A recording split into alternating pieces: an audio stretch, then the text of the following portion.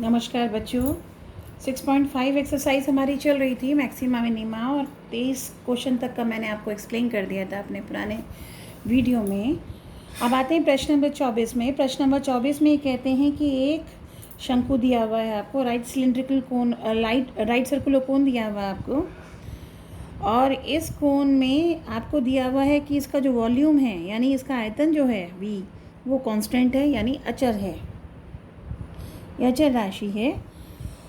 और कहते हैं कि वक्र पृष्ठ, इसका जो वक्र पृष्ठ है वो मिनिमम हो, उसका एरिया मिनिमम हो, कम से कम हो, तब x और y का जो में रिलेशन है, यानी त्रिज्या और जो हाइट में, जो इसकी ऊंचाई में रिलेशन है, वो ये बताना है कि जो ऊंचाई है वो √2 टाइम्स है x का, ये सिद्ध करके दिखाना है।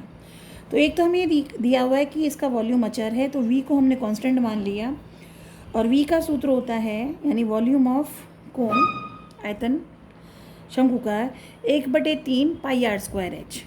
यहाँ रेडियस को हमने x मान लिया और हाइट यानी ऊंचाई को हमने y मान लिया।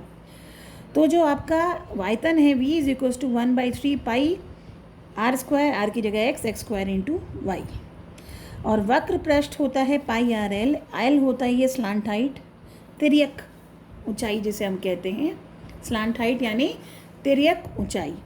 तो ये सूत्र होता है आपका s πrl, पाई r की जगह x, और l इस त्रिभुज में l किसके बराबर है, l², यहाँ पाइथागोरस थ्योरम लगाएंगे बोधायन प्रमेय, l² = x² + y², इस तरह से।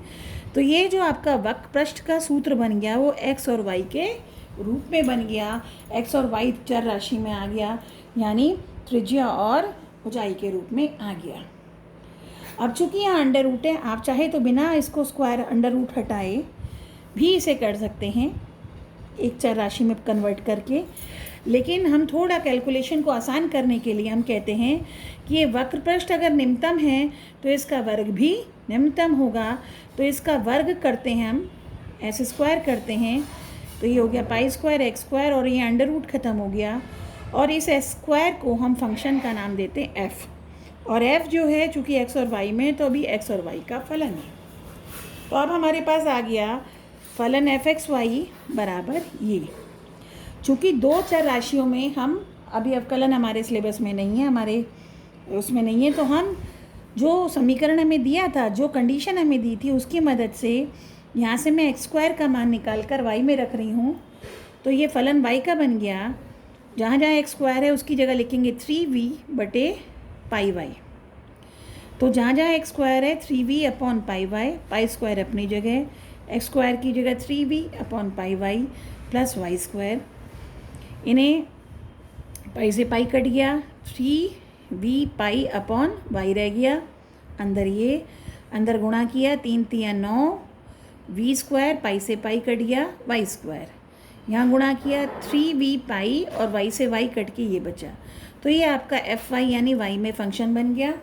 अब y में चर राशि है, तो y के सापेक्ष अगर हम इसका अवकलन करेंगे तो f' जो आएगा, ये y की घात -2 मानते हुए, तो y की घात -2 का जब आप डिफ्रेंसिएशन करेंगे, -2 y की घात -3, और -3 नीचे जाके +3 बन गया, -2 और 9 का मल्टीप्लिकेशन -18 v²/y³।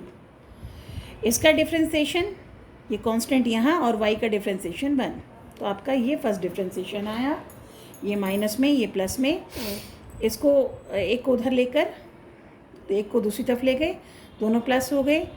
फिर y³ का मान, ये इसे इधर लिया, इसे लिया, तो y³ का मान आ गया 18y²/3v², 3 से 18 कटा 6 पर, 1 v से v कट गया, तो अल्टीमेटली y³ का मान आया 6v/π, तो y का मान आया 6v/π की घात 1/3। अब इस मान के लिए देखेंगे क्या ये निम्नतम या उच्चतम है फलन f, तो इसका सेकेंड डेरिवेटिव लेंगे। सेकेंड डेरिवेटिव जब इसका लेंगे तो y की घात -3 का डिफ्रेंसिएशन होगा, -3 y की घात -4, तो -3 जब -18 से गुणा हुई तो -54 बचा, y² अपनी जगह कांस्टेंट था, और ये y की घात ऊपर -4 था, ये बन गया y की घात 4 नीचे। अब y तो वैसे ऊंचाई है, ऊंचाई धनात्मक होती है, और वैसे भी घात 4 है, तो हर हालत में y की घात 4 क्या होगा, धनात्मक संख्या होगी। ये कांस्टेंट है, ये धनात्मक है ही, तो इसका मतलब ये पूरी संख्या धनात्मक है। जब ये धनात्मक है तो सेकेंड डेरिवेटिव भी धनात्मक है, और अगर सेकेंड डेरिवेटिव धनात्मक है तो ये जो फलन f है ये क्या होगा, निम्नतम होगा, और फलन f निम्नतम होगा तो ये s भी निम्नतम होगा। और अगर s निम्नतम है तो यही हमें बताना था कि आपका वक्र पृष्ठ निम्नतम है जब y का मान क्या है, 6v/π की पावर 1/3, या यूँ कह लो y³ का मान क्या है हमारे पास, 6v/π। हमें जो पूछ है कि हमें बताना था, सिद्ध करके बताना था कि जो उसकी ऊंचाई है, ये ऊंचाई सिद्ध करना जो हमें है वो ये जो त्रिज्या है उसके √2 टाइम्स है, यानी कुल मिला के y में और x में रिलेशन निकालना है। तो हमने y/x लिख लिया, यानी y और x का क्या अनुपात है ये पूछा कायदे में, तो y/x लिख लिया। इसे हमें सिद्ध करके दिखाना है, क्या है इसे हमें √2 सिद्ध करके दिखाना है, क्योंकि हमें सिद्ध करना है y यानी ऊंचाई √2 टाइम्स किसके, त्रिज्या की, तो त्रिज्या x है, यानी ये सिद्ध करके दिखाना है, यानी हमें y/x क्या सिद्ध करके दिखाना है, √2। तो इसीलिए हमने यहाँ y/x लिखा। y है ही पहले वाले समीकरण से x² कितना है, 3v निकाला था ना हमने, यहाँ पर x² क्या निकाला था, 3v/πy। तो x कितना हुआ, √3v/π, तो x का मान कितना हुआ, √3v/πy। ये y की घात क्या है, 1/2, ऊपर जाकर नीचे का नीचे है तो ऊपर चली जाएगी ये, तो ये होगा y गुणा y की घात 1/2, यानी y की घात 3/2, नीचे रह गया 3v/π अंडर रूट में। अब चूंकि हमें y³ का मान पता था तो इसे हमने 3/2 को तोड़ लिया, y की घात 3 की घात 1/2। वो इसलिए किया कि y³ की जो वैल्यू है वो सीधा हम यहाँ रख सकते हैं, फिर हमें 1/3 y की पावर 1/3 के रूप में लाने की ज़रूरत नहीं है। तो y³ का मान हमने रखा यहाँ पर 6v/π, यहाँ पर ये पावर 1/2 ये रही, इसकी भी पावर 1/2 थी, तो दोनों की इकट्ठी पावर, यानी ये 1/2 1/2 एक साथ ले ली, और ये इकट्ठी 1/2 पावर करके, तो ऊपर 6v/π बचा, नीचे 3v/π बचा, पाई से पाई कट गया, v से v कट गया, 3 ने 6 को काटा कितने पर, 2 पर, और ये अंडर रूट से मतलब ये पावर 1/2 का मतलब √2, तो y/x किसके बराबर हो गया, √2 के, तो y बराबर √2x। यही आपको सिद्ध करना था, और ये था आपका प्रश्न नंबर 24। आएंगे प्रश्न नंबर 25 पर। प्रश्न नंबर 25 पर आते हैं। प्रश्न नंबर 25 में दिया है, एक आपको शंकु दिया है, और कहते हैं इस शंकु की जो तिर्यक ऊंचाई है ये आपको दी हुई है, यानी कांस्टेंट है, यानी L आपका अचर राशि है, राइट। ये आपको दिया है कि ये कौन सी राशि है, अचर राशि है, और कहते हैं कि इसका वॉल्यूम यानी आयतन महत्तम हो तब इसका जो वर्टिकल एंगल है, ये वाला एंगल सेमी वर्टिकल एंगल, यानी ये वाले एंगल की बात हो रही है, अर्धशीर्ष कोण, सेमी वर्टिकल एंगल मतलब अर्धशीर्ष कोण, यानी ये वाला आपका कोण, तो ये कोण के लिए का जो मान है वो tan इनवर्स √2 सिद्ध करना है। कहने का मतलब हमें एंगल के बारे में बताना है। हम जानते हैं जो वॉल्यूम है वो त्रिज्या और ऊंचाई के रूप में होता है, उसका सूत्र होता है 1/3 πx²y, ठीक है। तो कायदे में हमारा वॉल्यूम का जो सूत्र होता है वो x हमने त्रिज्या मान लिया, ऊंचाई y मान लिया, ये होता है। लेकिन चूंकि हमें आंसर किस में बताना है, हमें अल्फ़ा का मान पूछा गया है, तो हम बेहतर है कि x और y को अल्फ़ा के रूप में ही कन्वर्ट कर लेते हैं। ये हमारा राइट ट्रायंगल है, समकोण त्रिभुज है, ये कोण अल्फ़ा है, और ये कांस्टेंट जो कि यहाँ पर राइट ट्रायंगल में कर्ण का काम कर रही है, हाइपोटेन्यूज का काम कर रही है ये वाली रेखा, तो ये L जो है कांस्टेंट है।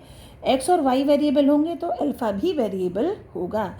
जैसे जैसे x बढ़ता है तो अल्फ़ा पे भी फ़र्क पड़ेगा, या y बढ़ता है तो अल्फ़ा पे भी फ़र्क पड़ेगा।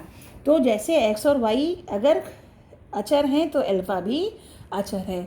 तो यहाँ से x और y का मान अल्फा के रूप में कैसे निकालेंगे? त्रिभुज में लंब बटे कर्ण कितना होता है? Sine alpha. तो x बटे एल बराबर साइन अल्फा। तो x कितना आ गया? L sine alpha. L constant है, x वेरिएबल, तो अल्फा भी वेरिएबल। इसी तरह से y अपॉन एल यानी आधार बटे कर्ण क्या हो गया? Cos alpha. तो y का मान भी अल्फा में आ गया। तो ये जो आपका वॉल्यूम था जो कि x और y के रूप में था, इसे हमने अल्फा के रूप में लिया है। x का मान रख दिया, y का मान रख दिया। तो कुल मिलाकर L square into L L cube पाई बटे 3 sign square alpha into cos alpha, ये आपका अल्फा के रूप में वॉल्यूम आ गया, फंक्शन बन गया। ये एल भी कांस्टेंट है, पाई भी कांस्टेंट है, 3 भी कांस्टेंट है, तो ये पूरा कांस्टेंट है। इसे पूरे को इतना बार बार लिखें, इसको हमने के मान लिया। ये अब अचर राशि है, सिर्फ कैलकुलेशन पॉइंट ऑफ व्यू से इसको हमने के मान लिया, क्योंकि ये अचर राशि है, पूरे क्वेश्चन में एक ही रहेगी, बदलेगी नहीं। तो अब आपका के sign square alpha cos alpha, ये आपका अल्फा के रूप में आपका आयतन का फलन बन गया। और इसे महत्तम शो करना है तो पहला डेरिवेटिव लिया, प्रोडक्ट रूल लगाया, की तो बाहर रह गया। साइन स्क्वायर अल्फा का क्या बनेगा? 2 साइन अल्फा, और साइन अल्फा का कितना होगा? कॉस अल्फा, और एक कॉस अल्फा पहले था तो बन गया कॉस स्क्वायर अल्फा। और कॉस अल्फा अब की बार इसका डिफ्रेंशिएशन करेंगे, ये ऐसे कि ऐसे। तो कॉस अल्फा का डिफ्रेंशिएशन क्या होता है? माइनस साइन अल्फा, और माइनस साइन अल्फा जब साइन स्क्वायर अल्फा से गुणा होगा तो बन जाएगा माइनस साइन क्यूब अल्फा। इसमें से साइन अल्फा बाहर निकाल लिया, अंदर बचा 2 cos square alpha minus sine square alpha. ही फर्स्ट डेरिवेटिव को 0 रखा, तो या तो साइन अल्फा 0 होगा या ये 0 होगा। के तो 0 होगा नहीं क्योंकि ये कांस्टेंट है। और साइन अल्फा को 0 रखा, इसका मतलब अल्फा 0 आएगा, जो कि संभव नहीं है, क्योंकि अगर ये कोण ही 0 आ गया तो ये किसी भी कीमत पर शंकु नहीं बन पाएगा, या अगर ये पाई भी हो गया तब भी ये शंकु नहीं बन पाएगा। तो सिर्फ संभव क्या है कि ये 0 होना चाहिए। ये 0 का मतलब साइन स्क्वायर अल्फा किसके बराबर? 2 कॉस स्क्वायर अल्फा के बराबर, यानी sign square alpha upon cos square alpha, यानी टेन स्क्वायर अल्फा किसके बराबर? 2 के बराबर। टेन अल्फा कितना हो गया? √2। अब टेन अल्फा का मान है तो अल्फा कितना हो गया? Tan inverse √2। लेकिन जब हम सेकेंड डेरिवेटिव करेंगे, और सेकेंड डेरिवेटिव में आपका साइन कॉस अल्फा के फॉर्म में है, मतलब फर्स्ट डेरिवेटिव में साइन अल्फा कॉस अल्फा के फॉर्म में है, तो सेकेंड डेरिवेटिव में साइन अल्फा कॉस अल्फा के फॉर्म में आएगा। तो इसको ये देखने के लिए कि महत्तम बनने के लिए नेगेटिव आ रहा है नहीं आ रहा, जब टेन अल्फा का मान √2 है, और टेन क्या होता है? लंब बटे आधार, तो √2 बटे 1 मान लें, तो लंब कितना हो गया? √2, आधार हो गया 1। तब कर्ण कितना हुआ? लंब का वर्ग, यानी √2 का स्क्वायर प्लस 1 का स्क्वायर, कितना बचा? 3, अंडर रूट का 3। तो ये आपका जो कर्ण है कितना बन गया? √3।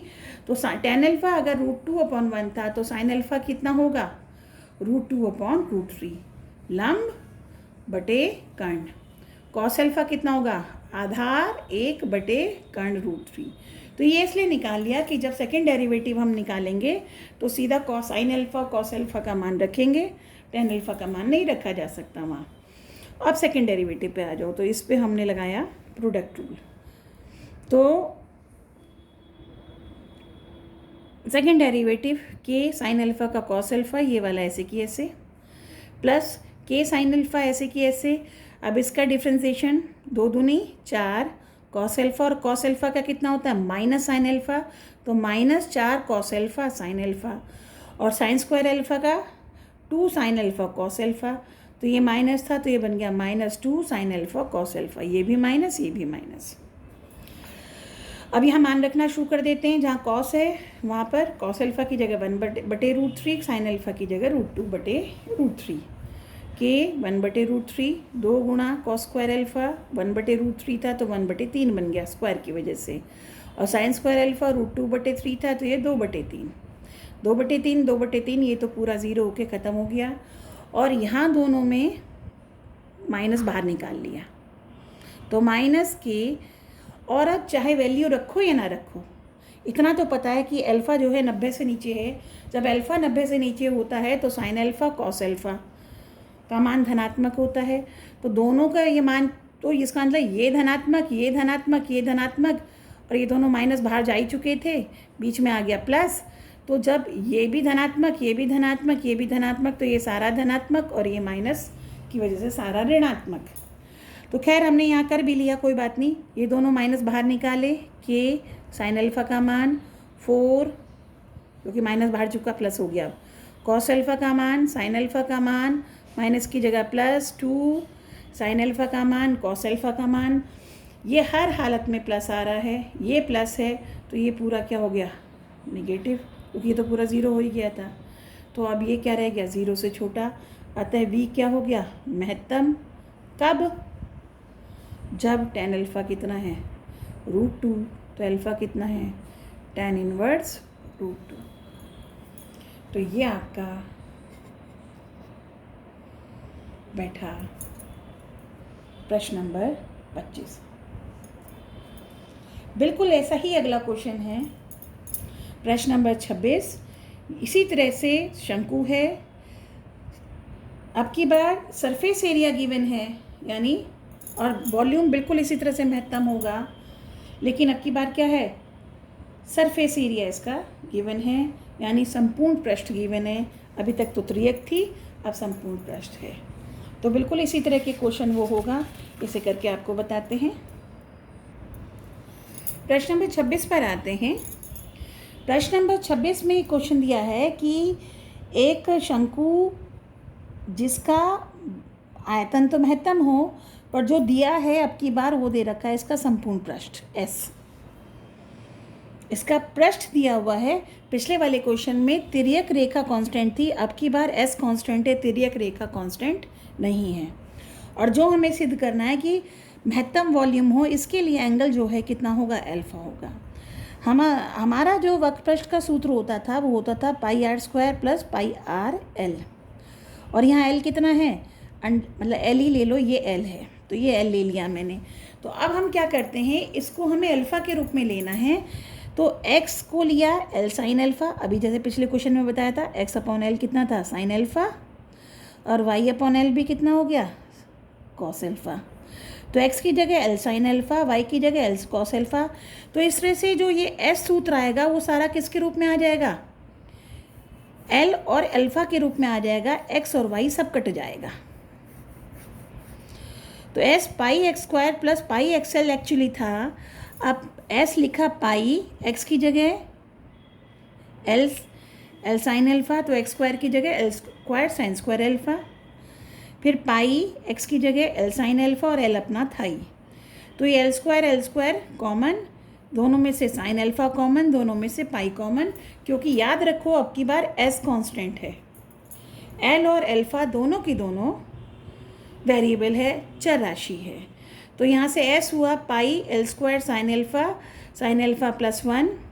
तो l² का मान निकाला, क्योंकि हमें अल्फ़ा में बनाना है, तो l² का मान निकाला यहाँ से s/पाई, साइन अल्फ़ा अंदर गुणा कर लिया, साइन स्क्वायर अल्फ़ा +1 में गुणा किया, तो ये हो गया sign square alpha + sign alpha, ये हमने यहाँ कर दिया। तो l² का हमारा ये मान आ गया।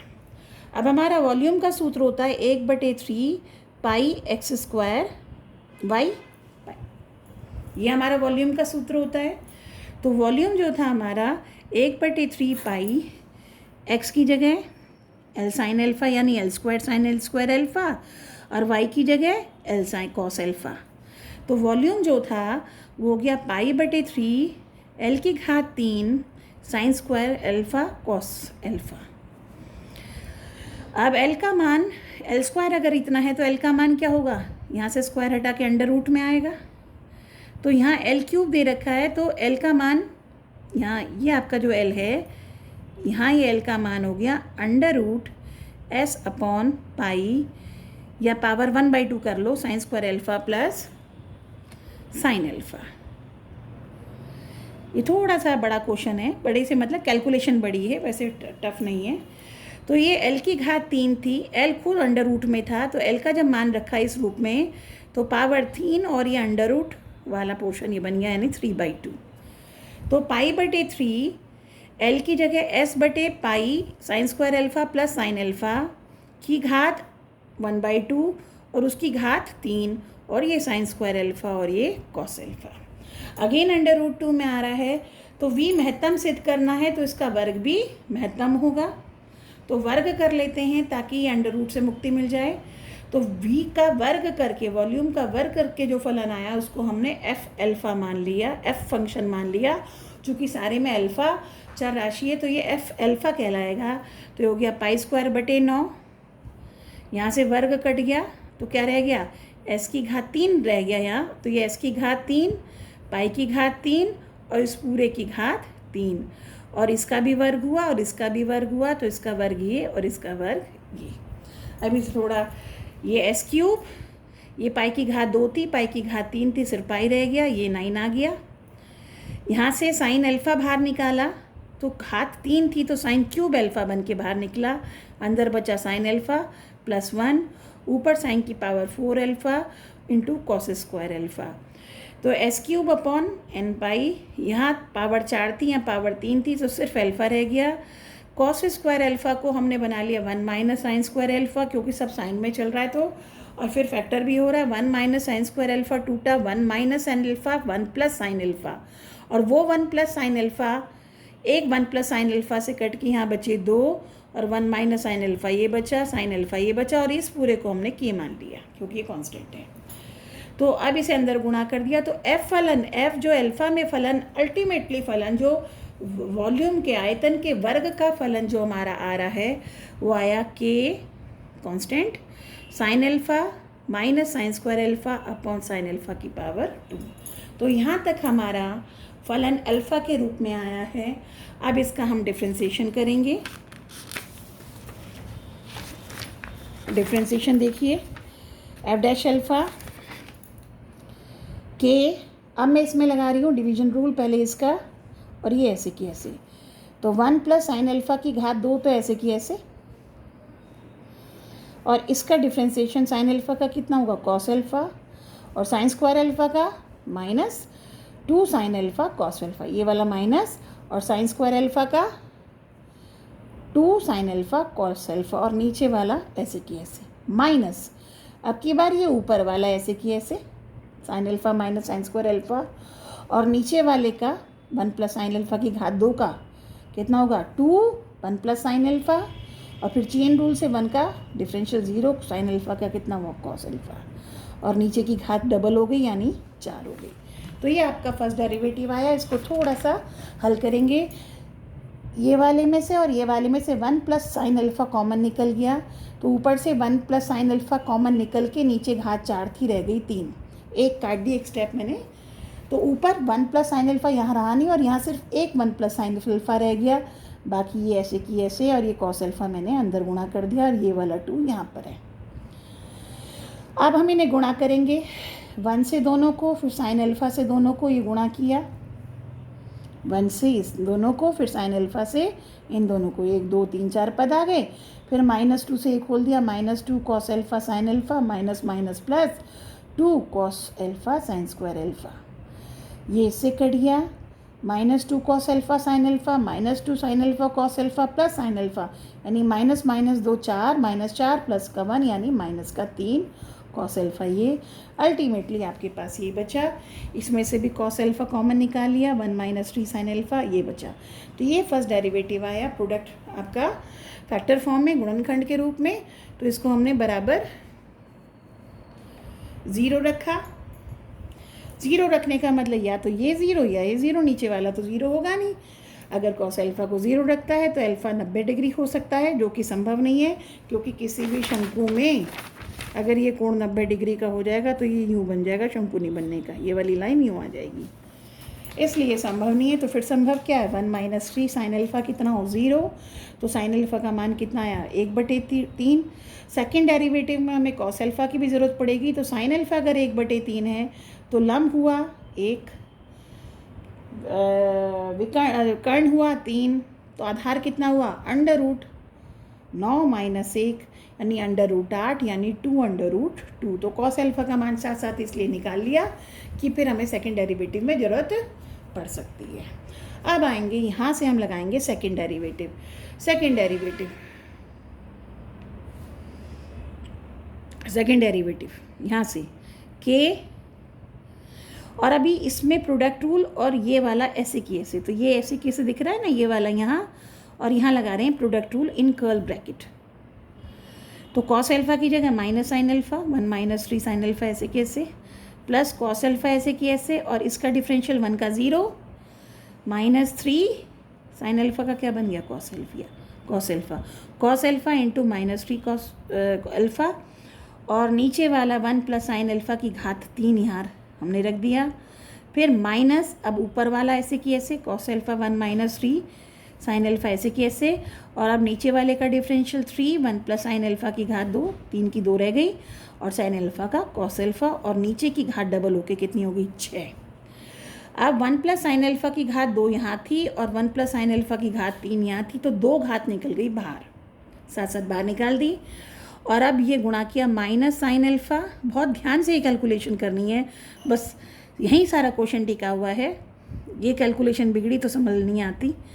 तो minus minus plus 3 sign square alpha minus 3 cos square alpha, यहाँ 3 में से 2 बाहर चले गए थे, 1 प्लस साइन अल्फ़ा यहाँ बचा, माइनस ये पूरा बाहर जा चुका, 3 cos alpha cos square alpha 3 यहाँ पर, और 1 माइनस 3 साइन अल्फ़ा यहाँ। नीचे से रह गया 4, 2 ये 6 यहाँ थी, कट कर 4 रह गया। और अब सीधा मान रख दिया, साइन अल्फ़ा की जगह 1/3, कॉस अल्फ़ा की जगह 2√2/3, जहाँ कॉस स्क्वायर अल्फ़ा है वहाँ 8/3, जहाँ साइन स्क्वायर अल्फ़ा है वहाँ 1/3। तो ये रखना शुरू किया यहाँ पर, माइनस 1/3, 3 गुणा 1/9, माइनस 3 गुणा 8/9, 1 प्लस 1/3, माइनस 3 8/9, 1 माइनस 3 1/3, ये हो गया 0, इसका मतलब ये पूरा 0।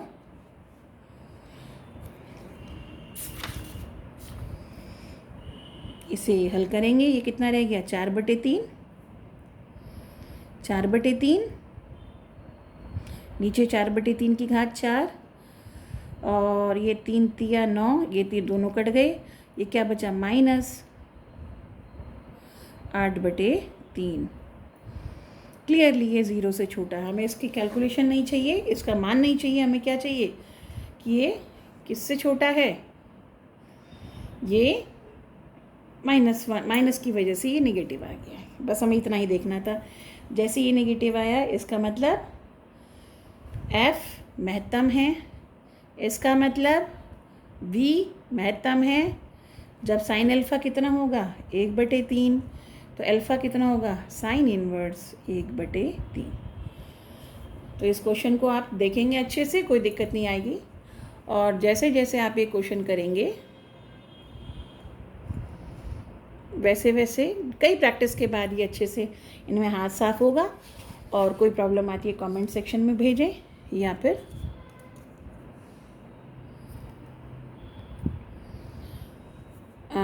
व्हाट्सएप से आप पूछ ही सकते हैं। आइए प्रश्न नंबर 27 पे, ये मल्टीपल चॉइस क्वेश्चन है आपका 27, 28, 29। प्रश्न number 27, point on the curve x² बराबर 2y एक वक्र है, इस पे एक वो बिंदु जो बिंदु 0, 5 के नियरेस्ट है। तो हम बिंदु xy मान लेते हैं जो इस पर है, और इन दोनों के बीच की दूरी को नियरेस्ट शो करना है, तो इनकी बीच की दूरी d अगर लेते हैं तो x माइनस 0 का वर्ग प्लस 5 माइनस y माइनस 5 का वर्ग। तो d यानी दूरी निम्नतम शो करनी है, नियरेस्ट मतलब पास में, तो ये निम्नतम होगी, तो इसका वर्ग भी निम्नतम होगा। तो इसके वर्ग को y का फंक्शन मान लेते हैं, इसका वर्ग कर लेते हैं, तो हो गया x² प्लस y माइनस 5 का स्क्वायर। तो ये बिंदु इस वक्र के ऊपर भी है, तो इसको भी संतुष्ट करेगा। तो एक समीकरण ये, तो x² से हमने यहाँ मान निकाल लिया कितना, 2y, तो अब आपका बैठ गया है y माइनस 5 का स्क्वायर।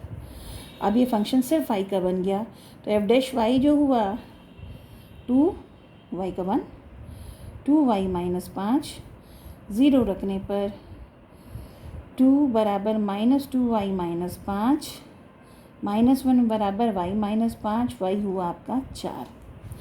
सेकंड डेरिवेटिव लेंगे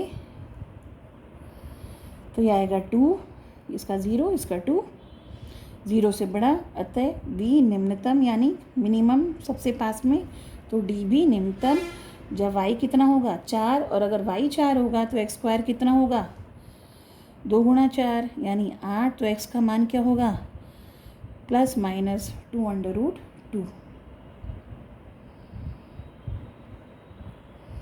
ठीक है, तो ये आपका पॉइंट हुआ x 2√2, क्योंकि जो ऑप्शंस हैं y का मान 4, तो ये पहले वाला आपका, क्योंकि नेगेटिव वाले से भी हो सकता था बराबर दूरी पर, चूँकि ऑप्शन जो दिया था उसमें नेगेटिव नहीं लिया तो नेगेटिव छोड़ देंगे। कायदे में 2√2 4 और -2√2 4 ये दोनों ही बिंदु इसके बराबर दूरी पर हैं, और चूँकि ये वाला ऑप्शन में है ही नहीं, ऑप्शन में ये है, तो ए इज़ करेक्ट।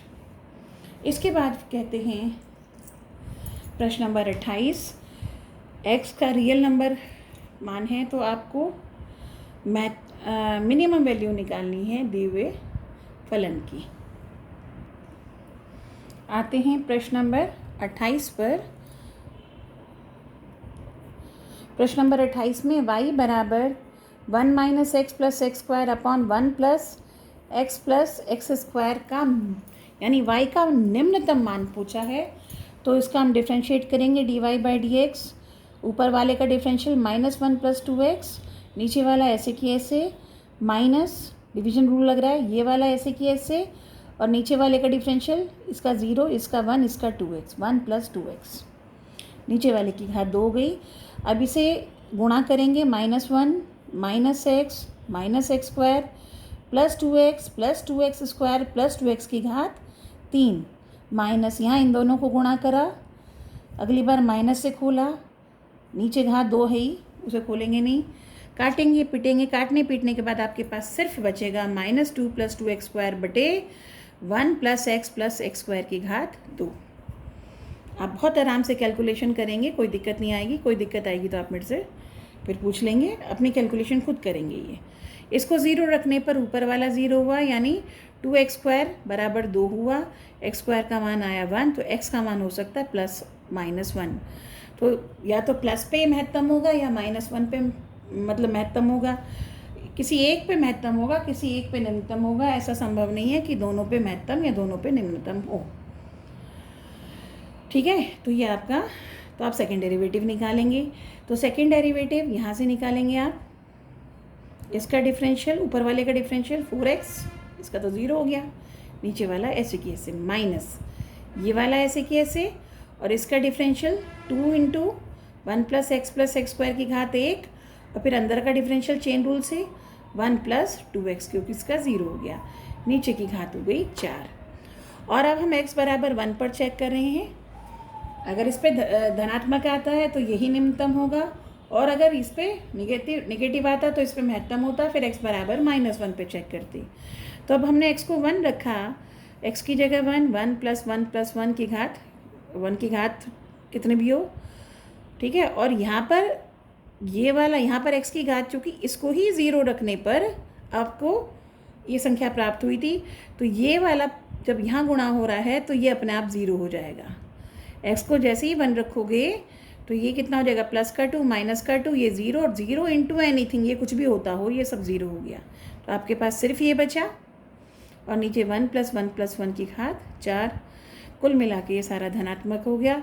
यानी x बराबर 1 पे ही मान किसका, फलन का, y का क्या होगा, निम्नतम होगा, और निम्नतम होगा तो निम्नतम मान पूछा है, तो यहाँ जो मान रखेंगे x का 1 - 1 + 1, यानी ये कट गया 1/1 + 1 + 1, यानी 1/3 इसका निम्नतम मान होगा, यानी डी वाला आपका ऑप्शन सही होगा।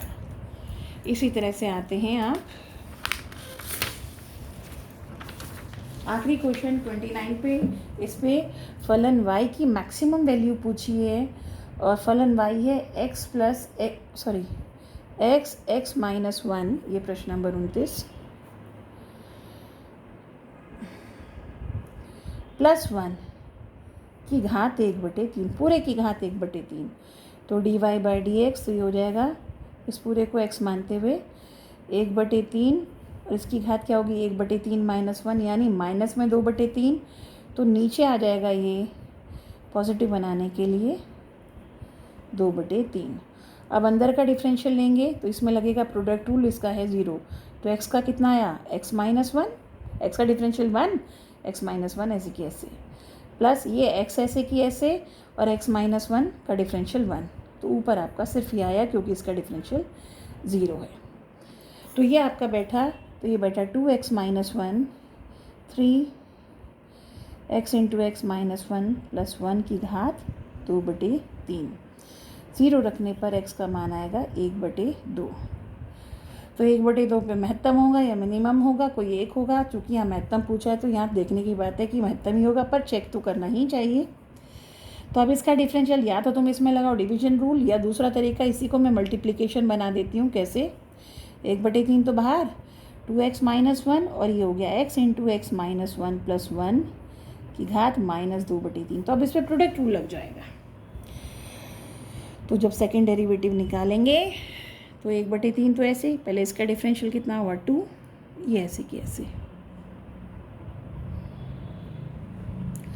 अब ये ऐसे की ऐसे, इसका डिफरेंशियल कुछ ही होता हो जब x को 1/2 रखोगे। आप यूँ कह रहे हैं इसका डिफरेंशियल है, हम तो इसे करते ही नहीं ना ज़रूरत। x into x minus 1 plus 1 की घात माइनस 2/3 का ये इंटीग्रल लेना है। तो जब x को आप 1/2 रखोगे तो ये अपने आप 0 होगा। 0 होती कुछ भी डिफरेंशियल आए ये पूरा पोर्शन 0। और जब यहाँ x को 2/3 1/2 रखा, x को ये मान रखा 2 1/2 1/2 माइनस 1 कितना हुआ माइनस 1/2 प्लस 1 की घात माइनस 2/3, दिस बिकम 0। ये 2/3 ये कितना माइनस 1/4, राइट, माइनस 1/4। क्या गड़बड़ होगी? मैक्सिमम वैल्यू इसकी है ही नहीं कोई। 1 मिनट। तो ये आ रही है धनात्मक,